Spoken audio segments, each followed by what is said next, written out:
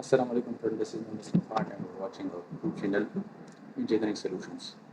Today in this video we will discuss about how to import a PDF file into AutoCAD. So first of all you have to open your AutoCAD software. After that click on new. So you can see here the insert tab. Click on the insert tab. After that you can see here PDF import. So click on PDF import.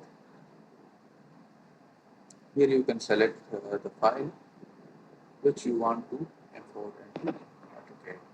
So I have to import this PDF file. So click on file.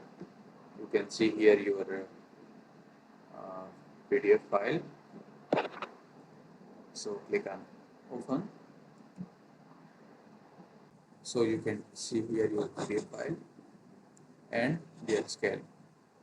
So click on OK.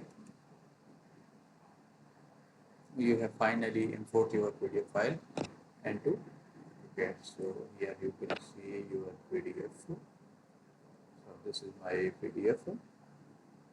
Now you can edit and what you want to do with this.